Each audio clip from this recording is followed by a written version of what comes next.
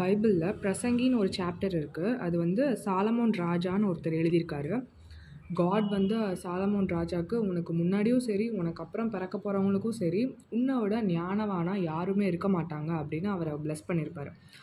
அந்த சாலமோன் ராஜா பிரசங்கியில் என்ன சொல்கிறாருன்னா, எல்லாத்துக்கும் ஒரு ஒரு காலம் உண்டு. அதாவது பிறக்க ஒரு காலம் உண்டு, இறந்து போகிறதுக்கு ஒரு காலம் உண்டு, நட ஒரு காலம் உண்டு, அதாவது கொல்றதுக்கு கூட ஒரு காலம் உண்டு, குணமாக்க ஒரு காலம் உண்டு, அதே மாதிரி அலறதுக்கு கூட ஒரு காலம் உண்டு, புலம்புறதுக்கும் ஒரு காலம் உண்டு, கற்களை எரிகிறது கூட ஒரு காலம் இருக்குது, அந்த எரிந்த கற்கள்லாம் சேகரிக்கிறது கூட ஒரு காலம் உண்டு, தேடுறதுக்கும் ஒரு காலம் இருக்குது, நம்மக்கிட்ட இருக்கிறத இழக்கிறதுக்கும் ஒரு காலம் இருக்குது, காப்பாற்றுறதுக்கும் ஒரு காலம் இருக்குது, ஸ்நேகிக்கவும் ஒரு காலம் இருக்குது, யுத்தம் செய்யவும் ஒரு காலம் இருக்குது, அதே போல் சமாதானப்படுத்துறதுக்கும் ஒரு காலம் இருக்குது. அதனால நீங்கள் எல்லாத்துக்கும் காட் திட்டமிட்டு வச்சுருக்காரு. ஏற்கனவே நீங்கள் இந்தந்த டயத்தில் இது தான் பண்ண போகிறீங்க அப்படின்னு. ஆனாலும் மனுஷர்கள் வந்து வருத்தப்பட்டு கொண்டே இருக்கிறாங்களாம். அதுதான் எதுக்கு பாடுபட்டு எதுக்கு நீங்கள் வருத்தப்பட்டு கொண்டே இருக்கிறீங்க?